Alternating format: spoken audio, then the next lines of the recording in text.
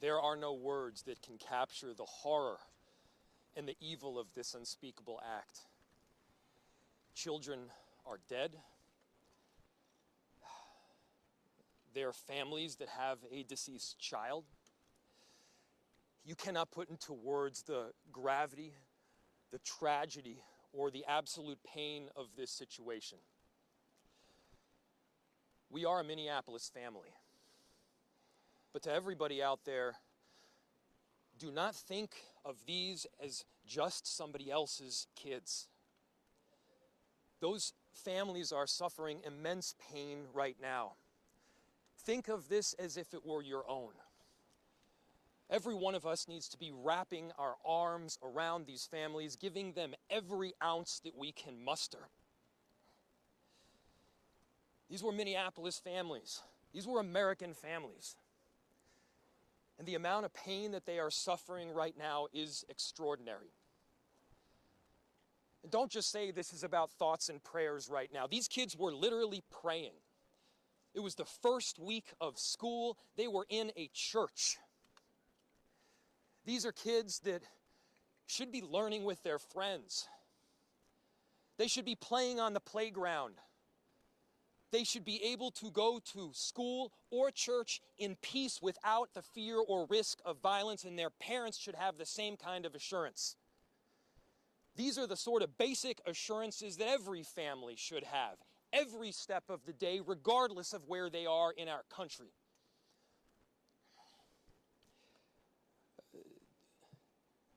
I'm so deeply saddened, and I'm so sorry to the families that I know are suffering right now. My ask is to everyone, stand by them. Love them. These families have forever been changed, and we've all been changed with them. We need to do everything possible to support them through this time. We have a family resource center that has been set up. I'm grateful for all of the law enforcement agencies from a number of different jurisdictions, all the different departmental support that we've received. They're going to be working tirelessly. There's also a family resource center that is being set up as we speak to make sure that we're there for everybody. Again, to the families that are suffering, to those that have experienced loss, I'm so deeply sorry. We're going to be with you every step of the way. We love you. This kind of act of evil should never happen, and it happens far too often. The chief will provide additional details.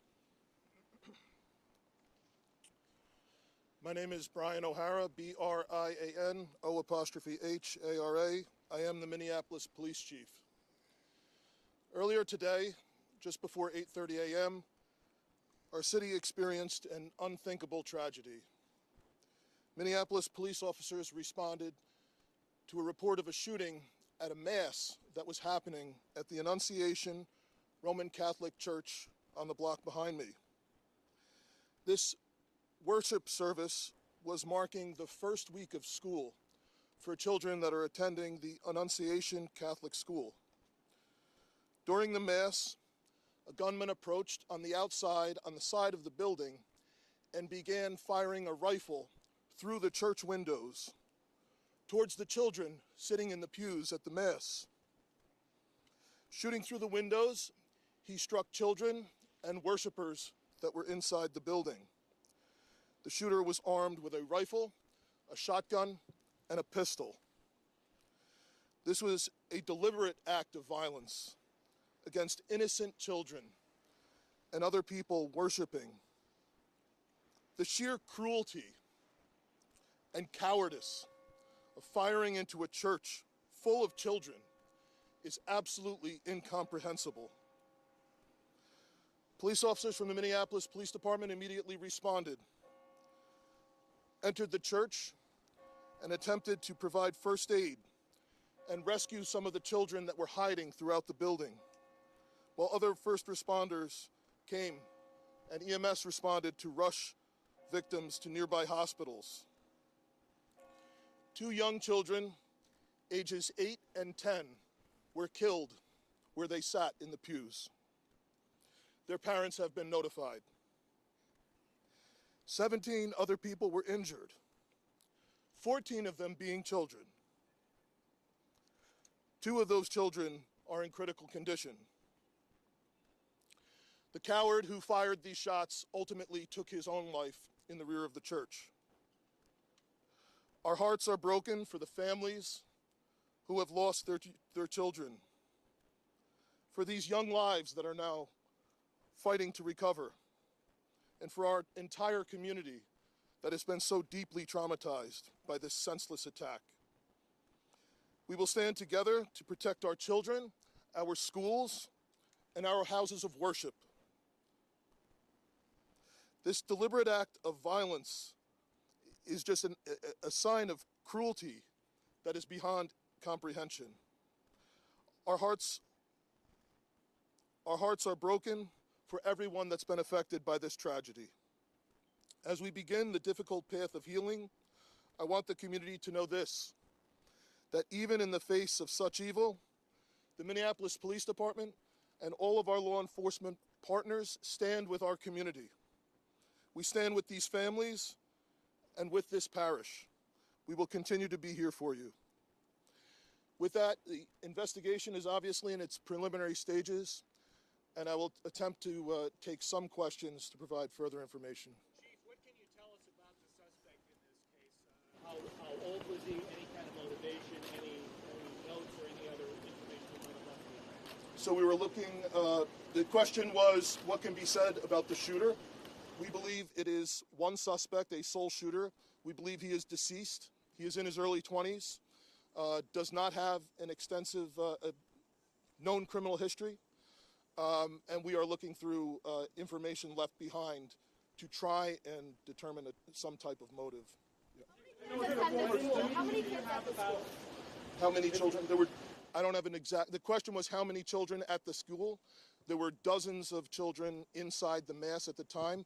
I don't have an exact count. The children have been relocated into the school, which is where their families are reunifying with them. Do we know if the shooter, other than the weapons, Reg. was the shooter a student, former student? Was he a former employee? Do we know that? The question was, do we know if the shooter was a former school employee or a former student? We don't have that information. Did he leave anything behind other than the weapons? There's a vehicle. The question was anything left behind? There's a vehicle that we believe that the suspect used that is being searched, and we will be conducting other searches related to this.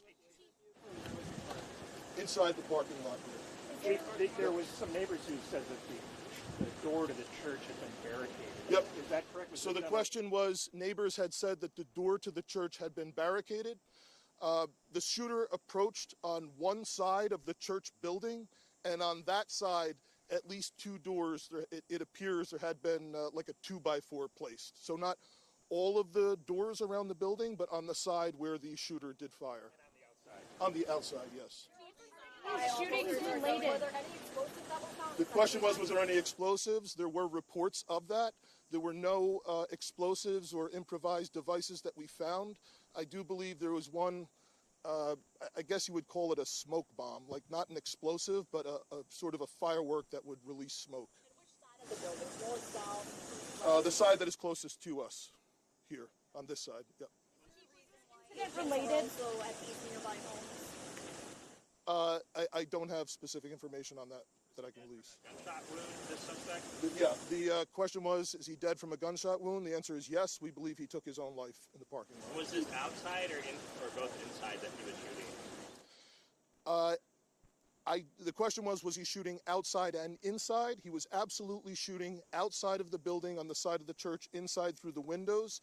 It appears he may have gone inside, but I don't believe we've located any casings inside the building. So I'm not certain if he fired also while inside. It appears, if not all, most of the shooting happened outside the building. Shooting related to any other shootings that happened in the last 24 hours? Yeah, Taylor's asking, is this related to any of the other shootings? This does not appear to be related to any other shooting in the city. You know approximately how many rounds were fired? The question was how many rounds.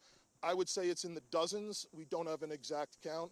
There's a sidewalk on the outside as well as a grassy area. So obviously we are going through and taking our time to process the scene. Was he firing just one weapon, like the rifle, or? The question was he firing one weapon? We believe he had fired all three. He had a rifle, a shotgun, and a pistol.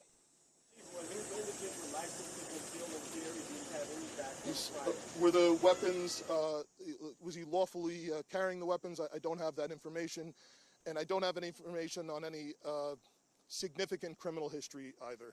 Was he dressed at all in any tactical type of gear or anything? It appeared he had some black clothing on, his cargo-type pants. I guess you could interpret that as, you know, however you like. Right, ladies and gentlemen, thank you for helping us to get the information out today. We have a lot more work questions? that needs to be done. We will return back later today to provide more details as they become available, and we'll let you know how you can know about that in the moments to come. Thank you. How can the public help?